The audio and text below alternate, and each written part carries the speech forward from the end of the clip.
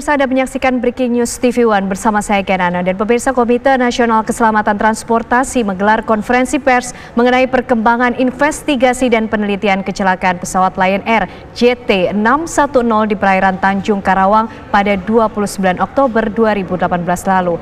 Bagaimana jalannya konferensi pers, kita akan ikuti bersama langsung dari kantor KNKT Jakarta.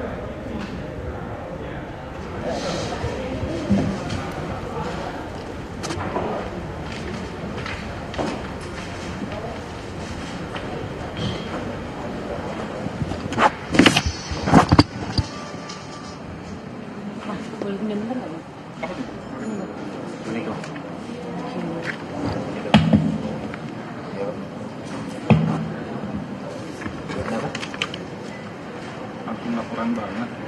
Apa? Langsung laporan banget. Enggak, mau nyocokin biar nanti gampang. Itu sama. Di screen, Bang.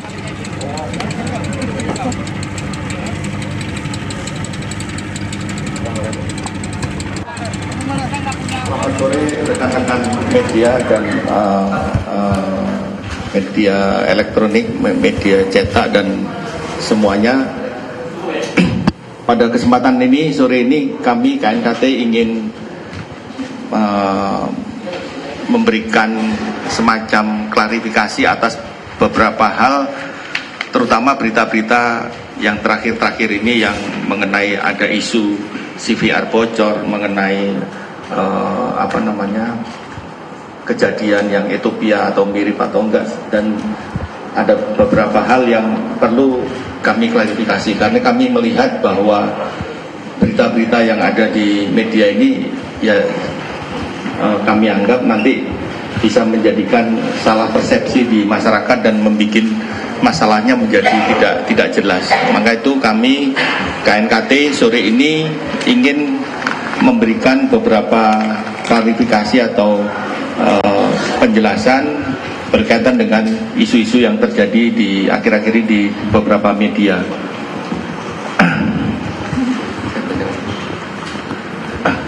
Nanti untuk jelasnya akan dijelaskan oleh rekan-rekan kita, Pak Nur Cahyo sebagai Ketua Subkomite Udara, Pak Oni sebagai investigator, dan Pak Gilbert dari Sekretariat KNKT untuk hal-hal yang berkaitan dengan masalah media ini juga nanti kalau bisa hubungin Pak. Baik, perlu saya bacakan beberapa hal yang menyangkut masalah Jauh dari terakhir ini terkait dengan perkembangan berita kejadian kecelakaan pesawat Boeing 737-8 MAX registrasi PK LQP yang dioperasikan oleh PT Lion Mentari Airline dengan nomor penerbangan JT610 pada tanggal 29 Oktober 2018, terutama perihal adanya pilot lain yang ada di kokpit pada penerbangan Denpasar ke Jakarta, dan isi rekaman kokpit voice recorder atau CVR. KNKT memandang perlu untuk menyampaikan keterangan di bawah ini kepada masyarakat. Dari kesempatan ini, KNKT juga menyampaikan perkembangan investigasi dan keterkaitan antara kecelakaan Lion JT610 dengan Ethiopia Airways ET302. Disampaikan sebagai berikut. Pada penerbangan JT043 dari Denpasar ke Jakarta yang mengalami gangguan setelah digantinya angle of attack sensor, KNKT menyampaikan bahwa benar ada pilot lain yang berada di kokpit pada penerbangan itu.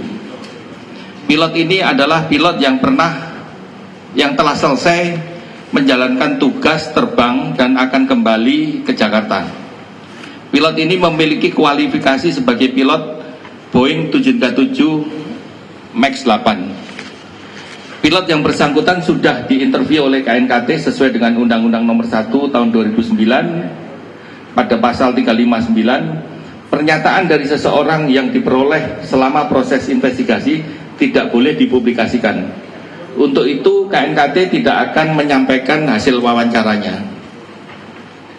Di media telah beredar berita yang menyebut bahwa isi CVR penerbangan JT610 dan penerbangan JT 043, KNKT menyampaikan bahwa hasil download dari CVR merekam sejak penerbangan JT 610 sampai dengan akhir penerbangan JT 043 sudah terhapus atau sudah teroverride sehingga sudah tidak ada di CVR. KNKT juga menyampaikan bahwa isi rekaman CVR tidak sama dengan apa yang beredar di media, sehingga menurut KNKT isi berita itu adalah opini dari seseorang atau beberapa orang yang kemudian dibuat seolah-olah seperti isi CVR.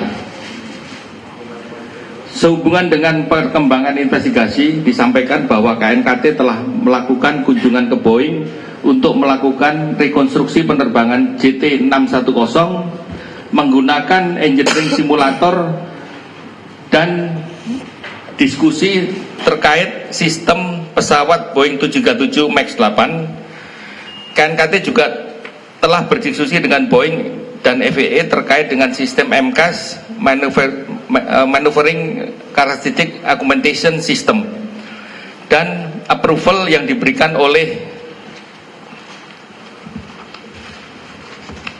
FAA terkait seluruh hasil investigasi. Ini akan disampaikan oleh KNKT pada final report yang dijadwalkan akan dipublikasikan sekitar bulan Agustus atau September tahun 2019.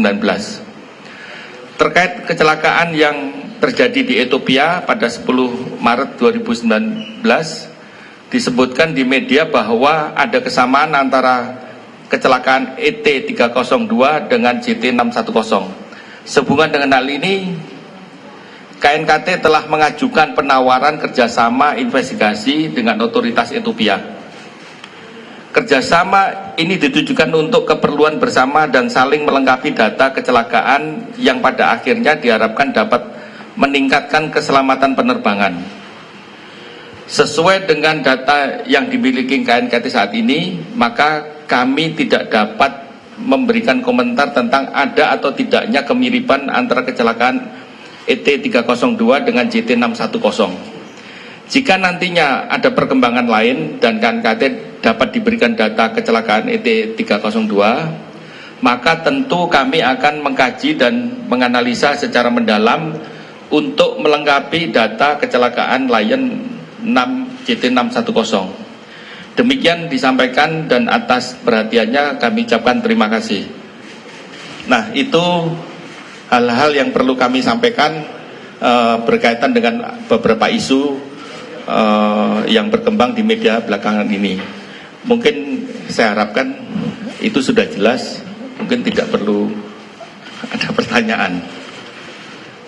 Silakan kalau ada pertanyaan. Ya.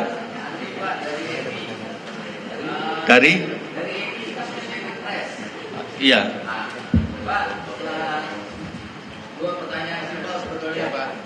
Dua pertanyaan simpel, Pak. Hasil investigasi atau pembacaan cockpit voice recorder yang dimiliki KNKT, apakah juga dimiliki oleh pihak lain, Pak, seperti Boeing atau FAA, sehingga pada saat Bapak mengatakan bahwa hasilnya tidak sama, sementara yang di-quote oleh media adalah hasil yang mereka dapatkan, kalau tidak dari KNKT berarti berasal dari tempat yang lain. Apakah hasilnya itu juga dimiliki pihak lain, Pak? Itu satu. Lalu dengan beredarnya opini, beredarnya yang Bapak bilang opini di media tadi, Pak, sepertinya yang menyebarkan itu kan media besar, Pak, yang mereka punya reputasi dan mereka kredibel, sehingga semuanya mengarah sekarang ke KNKT, ke FAA ataupun ke Boeing yang membocorkan itu semua. Tindakan apa yang akan dilakukan KNKT, Pak? Terima kasih.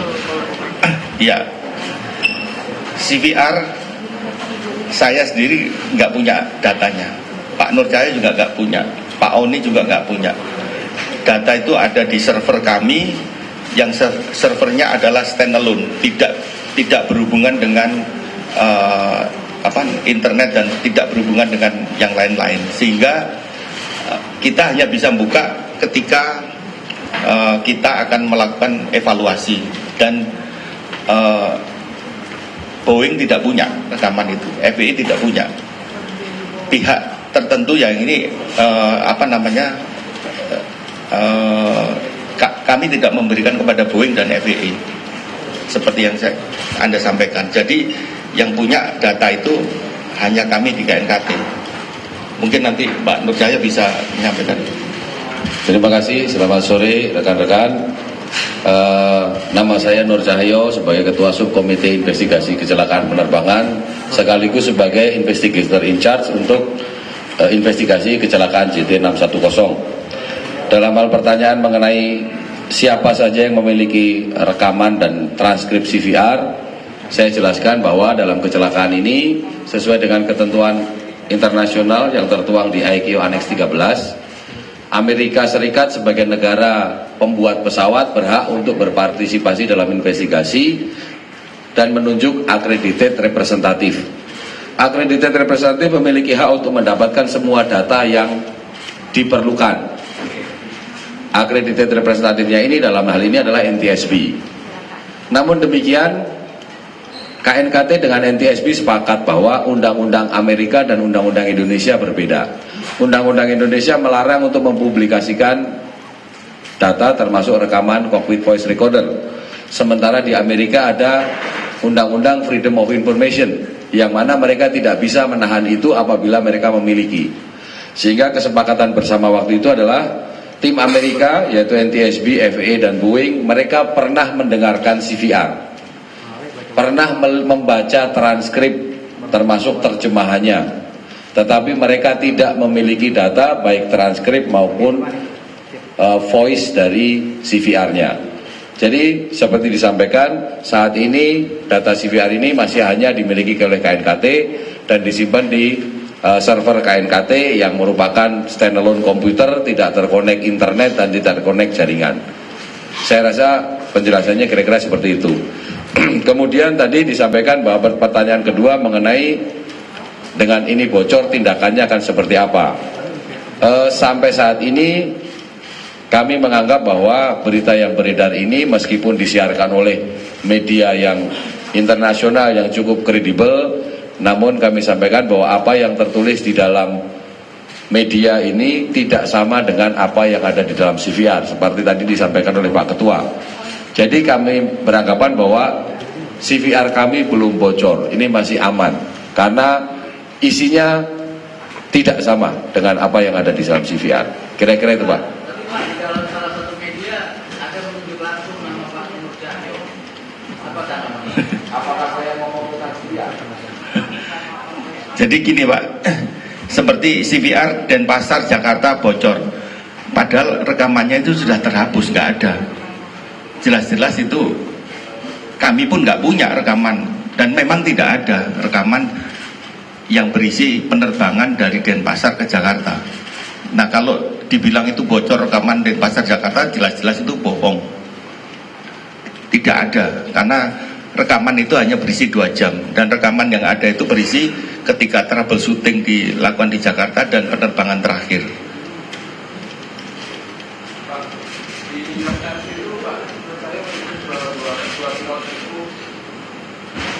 Ya di New York Times itu investigator Nur Cahyo menyebut bahwa kedua pilot tidak panik, kalem mengatasi situasi. Maksudnya kalau nggak dari CVR, bagaimana Pak Nur Cahyo tahu?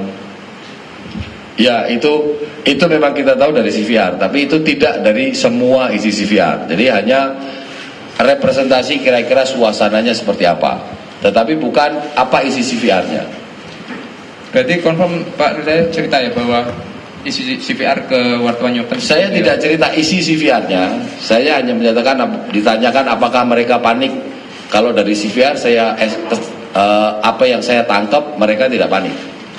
Jadi itu saja kira-kira. Kalau disebut di press release ini bahwa Sebentar Mas, tidak. Jadi saya ulang lagi, ini suka kadang-kadang salah mengkut. Pak Nur Cahyo tidak menyampaikan isi CVR. Jadi sekali lagi, kita tidak pernah menyampaikan isi CVR sampai saat ini. Jadi nanti jangan salah kutip. Iya saya paham itu Pak, tidak menyampaikan isi CVR, tapi menyampaikan informasi berdasarkan isi CVR, apakah itu juga bukan berarti bahwa itu menyampaikan isi CVR. Bagaimana kemudian, maksud saya gini, ketika Pak Nur bilang bahwa mereka tidak panik, mereka kalem dalam mengatasi suasana itu menurut Bapak itu termasuk konten CVR atau bukan? Jadi begini, yang ditulis di dalam undang-undang adalah bahwa rekaman pembicaraan termasuk tulisannya atau transkrip dari pembicaraan tersebut tidak boleh dipublikasikan. Jadi yang tidak boleh dipublikasikan adalah pembicaraannya. Namun demikian, bahwa lalu apa gunanya CVR kalau tidak boleh dipublikasikan? Lalu apa manfaatnya buat investigasi? Bahwasanya nanti investigasi tentunya juga akan memuat apa isinya CVR dan itu akan dipublikasikan. Namun kita akan melihat bagian-bagian yang signifikan dan kita tidak akan nulis kata per kata apa yang pembicaraan yang ada. Kita akan sampaikan ada esensi pembicaraan seperti apa, kemudian dari sini maknanya apa. Tetap bahwa CVR ini pasti akan dibahas nanti di dalam laporan, tetapi kita tidak akan secara gamblang menyampaikan pembicaraannya seperti apa gitu. Tapi pasti nanti akan ada. Kalau enggak, buat apa buat ada CVR tidak dibahas gitu. One more question. When you mentioned in this press conference that the details on the news is different with what you have in your CVR, what do you mean by different? Which part is different? Would you please elaborate more about that? When you said in this press conference, this is different. In the news, New York Times and Reuters is different with what you have. In which part is different? Because it's so convincing. 3 sources, even anonymous nom is really convincing. Which part is different? Can you explain? Kalau saya menyampaikan mana yang beda, akhirnya saya ngomong lagi isinya CVR apa gitu. Would you please in English, sir? Jadi saya sampaikan bahwa itu beda ya, tapi bedanya di mana nanti takutnya kalau saya menyebut itu beda maka saya ngomong lagi isinya CVR apa. Jadi tapi nanti di dalam laporan final report tentunya itu akan kita sampaikan. Isinya apa sih? Ceritanya bagaimana? Berbeda berarti bukan berarti tidak salah ya Pak ya? Ya, nggak usah dijelaskan kepanjangan. Tapi yang kita bahwa yang sebenarnya ada di dalam CVR tidak seperti itu. Itu aja. Pak, kalau gitu mungkin bisa dijelaskan Pak, karena Pak Cahyo juga di satu media gitu ya. Mungkin supaya tidak salah paham, bisa dijelaskan apa yang bisa dijelaskan situasinya seperti apa Pak? Yang bisa diterangkan ke media apa Pak? Yang bisa kita sampaikan bahwa dari data FDR ditemukan bahwa setelah pesawat ini berangkat atau pada saat take off, sebenarnya ini sudah ada di dalam preliminary report. Jadi pada saat pesawat itu take off, pesawat sudah mengalami gangguan. Pertama adalah stick shaker, diikuti dengan perbedaan penunjuk kecepatan. Selanjutnya terjadi perbedaan ketinggian. Kemudian setelah kira-kira di 3.000 kaki ada terjadi mulai aktivasi dari pergerakan flight control yang mendorong pesawatnya ke depan. Jadi Pak, maksud saya adalah yang Bapak jelaskan ke media yang sebelum sudah dijelaskan, berarti Bapak bisa jelaskan sekali lagi bahwa yang saya jelaskan itu ini. Yang saya sampaikan di media itu bahwa mereka bertanya apakah ada kepanikan di akhir penerbangan. Saya sampaikan sepertinya ada.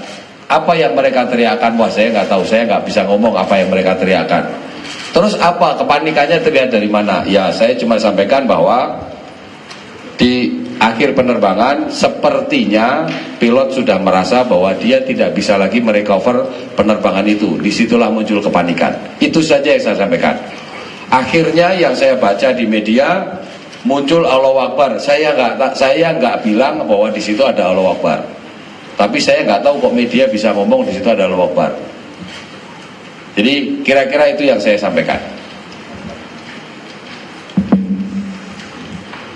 Jadi jelas Pak, bahwa yang disampaikan ada dimaksud perbedaan yang kami maksud. Ya, kami tidak bisa menyampaikan apa isi CVR saat ini, tapi yang kita lihat apa yang ditulis itu banyak opini dari si orang yang memberikan keterangan. Saya nggak tahu siapa, tapi itu jelas seperti yang dikatakan CVR Denpasar Jakarta bocor. Padahal isi CVR-nya aja nggak ada. Jadi dari mana bocornya? Orang rekamannya nggak ada. Dan si yang memberikan keterangan itu yakin bahwa itu isi dari CVR penerbangan Denpasar Jakarta. Nah ini yang kami juga jelas-jelas itu CVR-nya sudah terhapus yang penerbangan Denpasar Jakarta. Tapi di beberapa media dijelaskan bahwa itu rekaman itu data rekaman CVR dari penerbangan Denpasar Jakarta. Nah, hal-hal seperti inilah yang perlu kami klarifikasi agar masyarakat tidak menjadi makin bingung. Pak, lain tidak data CVR atau pernah mendengarkan? Baik, kembali bahwa sampai saat ini yang memiliki data CVR hanya KNKT. Adapun Lion memang pernah kami share untuk kami berikan izin untuk mendengar. Tapi tentunya syaratnya banyak, nggak boleh bawa alat rekam, nggak boleh bawa handphone. Intinya mereka hanya mendengar. Kenapa ini kami lakukan? Karena kami memberikan kesempatan agar Lion Air juga memiliki data tentang kecelakaan itu dan bisa melakukan tindakan perbaikan apa yang harus diperbaiki apabila mereka mengidentifikasi adanya kekurangan. Sehingga harapan kami adalah supaya mereka bisa melihat adanya isu-isu yang kira-kira harus diperbaiki. Pernah mendengarkan? Ya. Memiliki datanya? Tidak.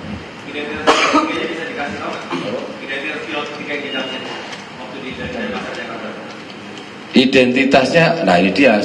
Kami di KNKT punya kebijakan untuk tidak boleh mencatat nama, tidak boleh mencatat sesuatu yang berhubungan dengan identitas. Jadi kami juga tidak tahu, tapi yang kami tahu bahwa ini adalah pilot yang selesai menjalankan tugas, kebetulan kenal dengan kru, dia duduk di depan, itu saja. Nama dan lain-lain saya malah nggak tahu, saya lupa.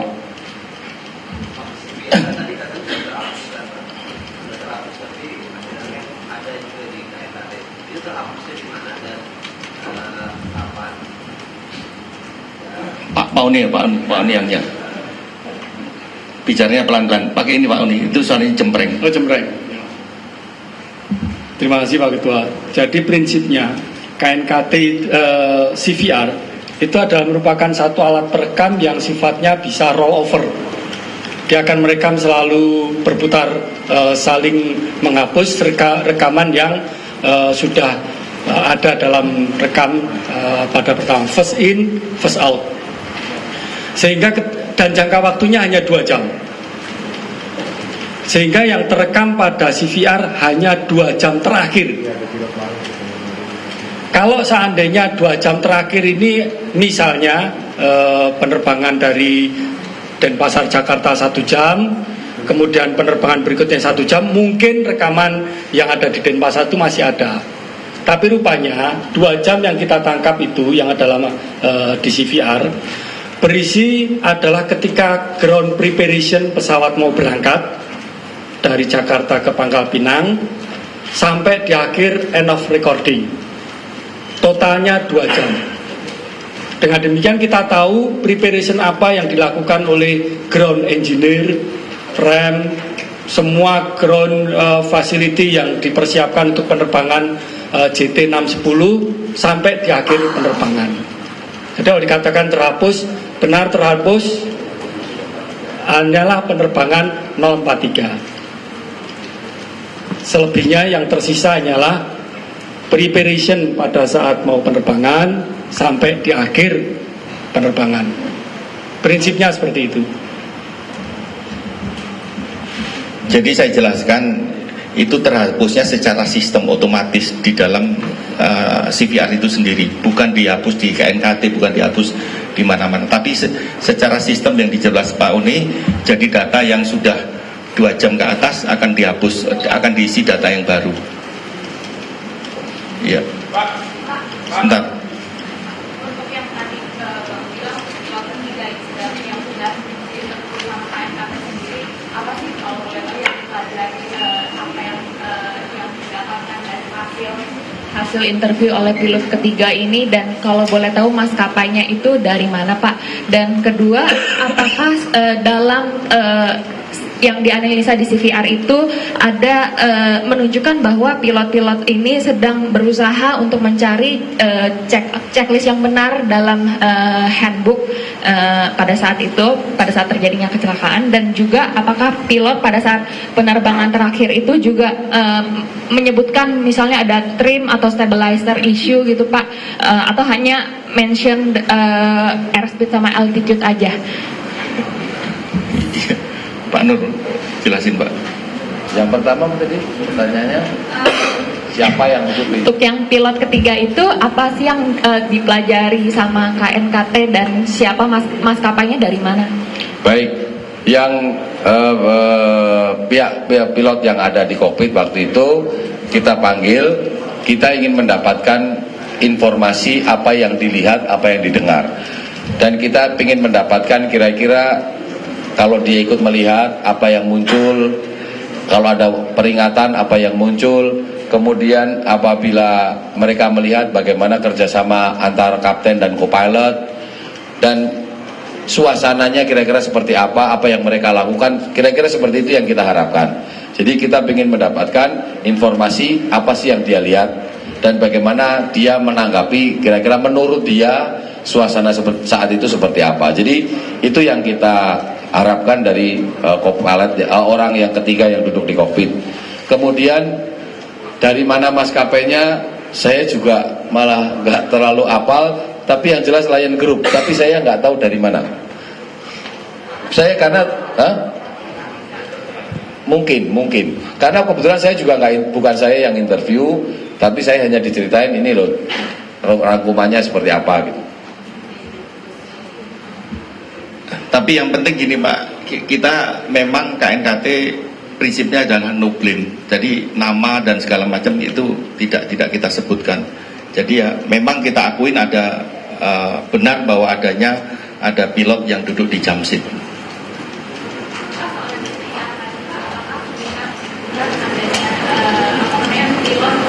Oh iya, maaf. Tadi Pak.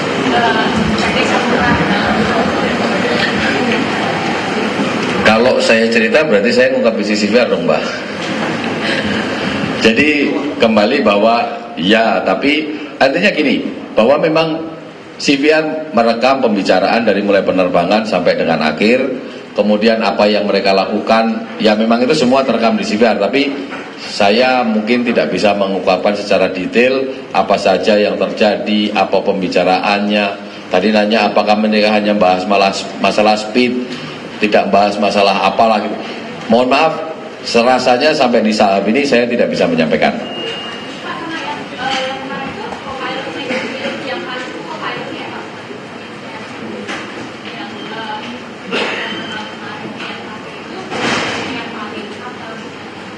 Saya nggak tahu, tapi ya saya nggak tahu. Tapi kayaknya sih, sepertinya semuanya panik.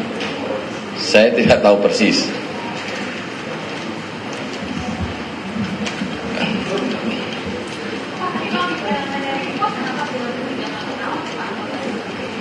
Waktu preliminary report dibuat, kita belum interview Mbak. CVR, kita lagi sibuk mencari CVR Mbak. Ya, sudah ya. Pak, apakah pilot ketiga itu berkontribusi terhadap selamatnya? Ya, itu kan di media sendiri ya, suruh yang ngasih berita itu mengklarifikasi. Kita tidak akan memberikan apa yang dilakukan oleh pilot ketiga itu, tapi itu kan hasil interview. Dari interview tadi saya sebutkan itu dilindungi oleh undang-undang, tidak bisa disampaikan.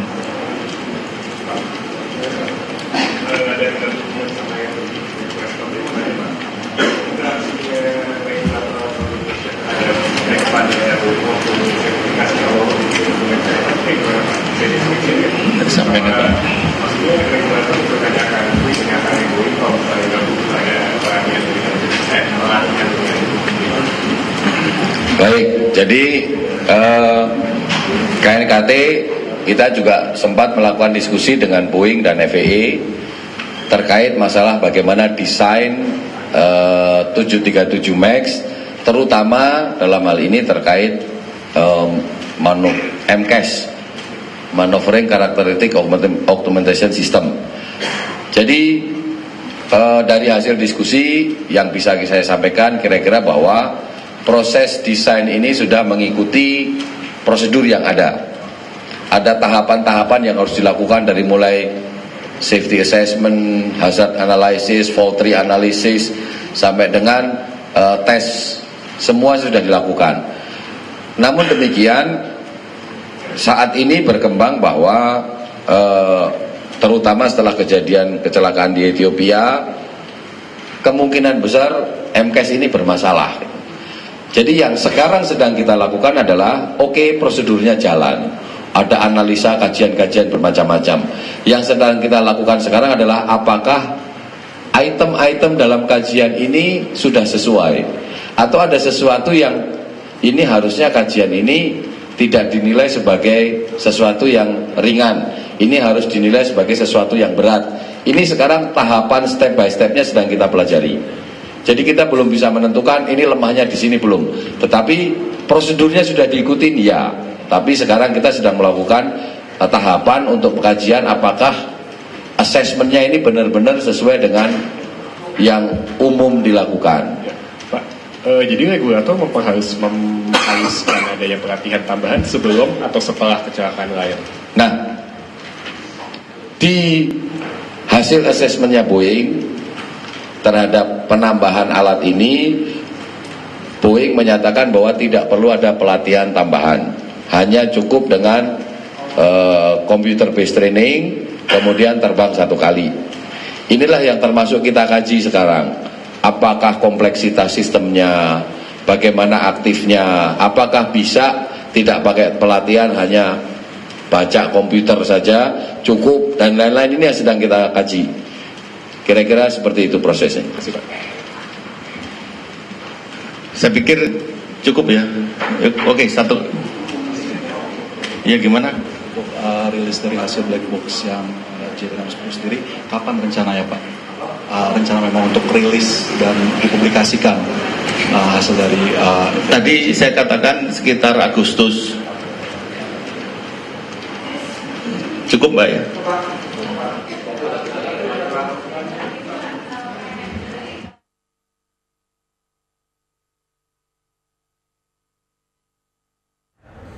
Dan pemirsa, itu tadi konferensi pers yang digelar di Gedung KNKT Jakarta untuk menanggapi isi media yang berisikan adanya rekaman CVR JT610. Dan dalam konferensi pers kali ini KNKT memberikan tanggapannya bahwa isi CVR yang diperoleh adalah hanya 2 jam terakhir, yang juga berisi dari proses preparation JT610, dan dinyatakan bahwa data CVR masih aman. Dan